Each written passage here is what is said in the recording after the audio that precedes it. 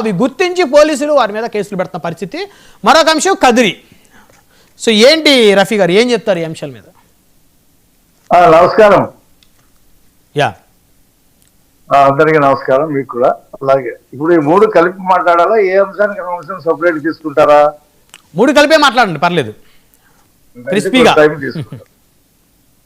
అయితే ముందు ఇప్పడం గురించి మాట్లాడదాం. అది చాలా పెద్ద కుగ్రామం, అది చాలా చిన్న ఊరు. దాంట్లో ఏదో రహదారి స్టేట్ హైవే వేయాలని చెప్పి ఉద్దేశంతో రోడ్డు వెడల్పు చేస్తున్నాం అనేటువంటి ఒక నెపంతో చాలా ఇళ్ళు కూల్చివేశారు. కొందరికి నోటీస్ ఇచ్చారు, కొందరికి నోటీస్ ఇవ్వలేదు. అసలు అటు నుంచి ఆర్టీసీ బస్సే ఆ ఊరికి వెళ్ళనటువంటి పరిస్థితి. కేవలం కక్ష సాధింపు. ఎందుకు?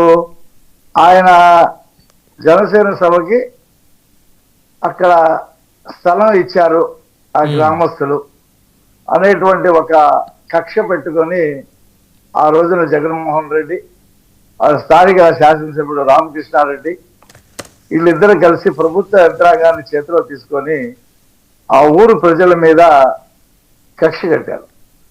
కక్ష కట్టి చాలా ఇళ్ళు కూర్చేశారు. అది చూడటానికి వెళ్ళే వాళ్ళని కూడా వెళ్ళనీయకుండా ఆపేశారు చాలా రోజులు.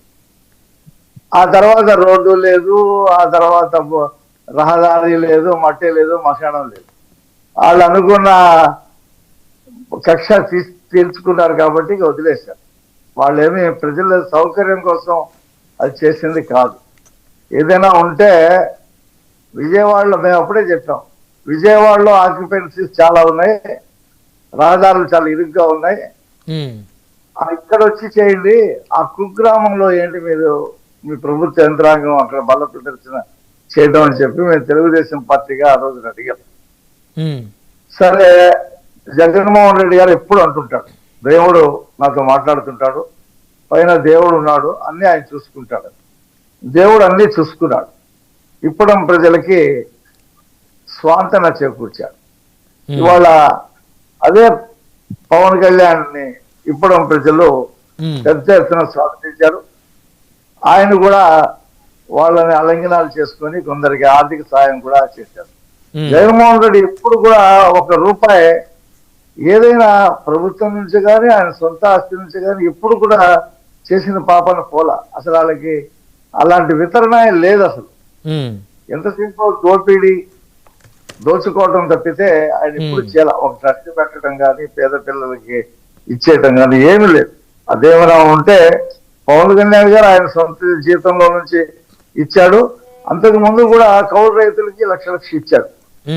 ఇక మా తెలుగుదేశం పార్టీ అయితే ఎన్టీఆర్ ట్రస్ట్ ద్వారా చేస్తున్నటువంటి కార్యక్రమాలు ఇక అందరికీ తెలిసినాయి.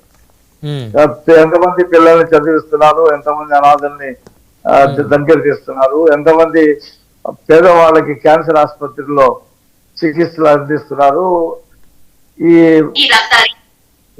ఇవన్నీ కూడా ఈ కనీసం కడప జిల్లాలో అన్నమయ్య ప్రాజెక్ట్ కొట్టుకుపోతే అసలు వాళ్ళకి ఇళ్ళు కట్టించలేదు, ఆ ప్రాజెక్ట్ వదిలేశాడు. కనీసం వాళ్ళకి ఆర్థిక సాయం కూడా ప్రభుత్వం నుండి చేయాల.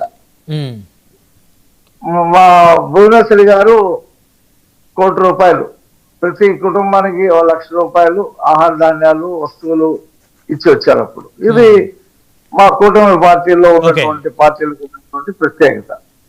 ఇక ఇప్పుడు ప్రజల్లో ఇప్పుడు రామకృష్ణారెడ్డి ఎక్కడ ఉన్నాడో తెలియదు, అసలు కనిపించట్లేదు. మళ్ళీ జగన్మోహన్ రెడ్డిని తిట్టి షర్మిలా దగ్గరికి వెళ్ళాడు. మళ్ళీ ఏం జరిగిందో షర్మిలాని వదిలేసి మళ్ళీ జగన్మోహన్ రెడ్డి దగ్గరికి వచ్చాడు. మాయమైపోయాడు, కనుమరుగైపోయాడు, ఎక్కడా కనిపించట్లేదు, ప్రజా జీవితంలో లేడు. మంగళగిరి నియోజకవర్గంలో అతని టికెట్ కూడా ఇవ్వలేదు ఎవరు, జగన్మోహన్ రెడ్డి గారు. అతని రాజకీయ జీవితాన్ని ఆయనే సమాప్తి చేసుకున్నాడు. సరే, పవన్ కళ్యాణ్ గారికి ఎంత మెజార్టీ వచ్చిందో మంగళగిరిలో చూశారు కదా, 2వ స్థానం వచ్చింది. విశాఖపట్నంలో మా పార్టీ అధ్యక్షుడు పైలా శ్రీనివాసరావు ఫస్ట్, తర్వాత మన పవన్ కళ్యాణ్ గారికి వచ్చింది. కాబట్టి ఇప్పడం గురించి చెప్పాలంటే ఆ విజువల్ చూస్తుంటేనే తెలుస్తావు. సరే, ఇక రెండో అంశం ఏం చెప్పారు మీరు? రప్ప జగన్మోహన్ రెడ్డి అది ఆయన రైతుల్ని పరామర్శించడం కానివ్వండి, లేదా పంటలకి గిట్టుబాటు ధర కానివ్వండి, ఉమ్, లేదా జైల్లో ఉన్నటువంటి నేరస్తులకి ఓదార్పు చేయడం కానివ్వండి, ఉమ్, ఎక్కడికి చివరికి పెళ్లిళ్ళకి అక్షింతలు చల్లడానికి వెళ్ళినా కానీ, లేదా కోర్టులో జడ్జి ముందు వాగ్మూలం ఇవ్వడానికి వెళ్ళినా కానీ, అసలు జగన్మోహన్ రెడ్డి వస్తున్నారంటే ఆ ఊరు ప్రజలు భయభ్రాంతులకు గురైనటువంటి పరిస్థితి ఆంధ్రప్రదేశ్లో ఏర్పడింది. వామ్మో జగన్మోహన్ రెడ్డి వస్తున్నాడు రా అంటే ఏం అరాచకం చేస్తారో తెలియని పరిస్థితి చూసాం కదా. మిర్చి బస్తాలు తొక్కేశారు, 2 టన్నుల మిర్చి బస్తాలు ఎత్తుకుని వెళ్ళిపోయారు రైతుల పరామర్శలో. ఇక మామిడి రైతుల పరామర్శ అయితే అది పెద్ద సినిమా. మనం గతంలో కుప్పంలో చూసాం కదా, ఏదో ప్రాజెక్ట్ కి సినిమా పద్ధతిలో గేట్లు అమర్చి ఈయన బటన్ నొక్కడంతోనే ఆ నీళ్లు వచ్చేసి వెళ్ళిపోయినాయి. ఈయన వెళ్ళిపోవడంతోనే ఆ గేట్లు ఎత్తుకొని మెడ్రాస్ సినిమా వాళ్ళు వెళ్ళిపోయారు. ఆ పద్ధతిలో ఈ మామిడి రైతుల్ని ఇది అన్న వస్తున్నాడు అని అనడంతోనే 2 ట్రాక్టర్లు మామిడి రైతుల్ని మామిడికాయలను రోడ్డు మీద వేసి ట్రాక్టర్లతో తొక్కించుకుంటూ వెళ్తే ఈయన అక్కడ చూసి ప్రభుత్వాన్ని విమర్శిస్తాడు. అది ఒక క్రియేషన్.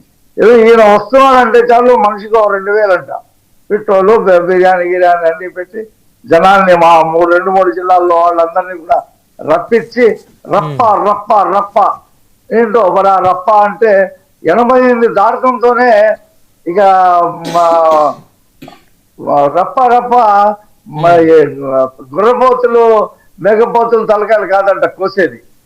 వీళ్ళ పార్టీ రేపు ఎన్నికలు 88 దాటడంతోనే ఇక మనుషుల తలకాయలు కోస్తారంట. నిన్న ఒక పెద్ద ఫ్లెక్సీ పెట్టాడు.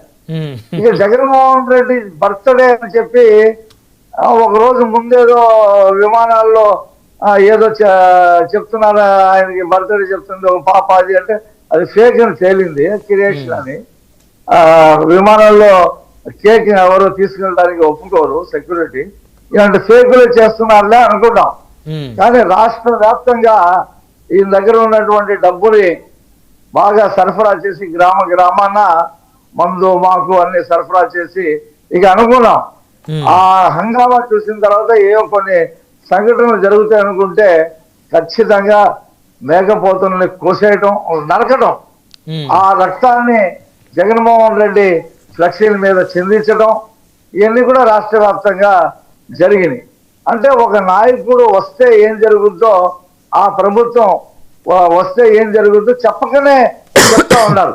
కాబట్టి ప్రజలు భయభ్రాంతులకు గురై ఉన్నారు. ఇప్పుడు ఒకసారి ఇచ్చాం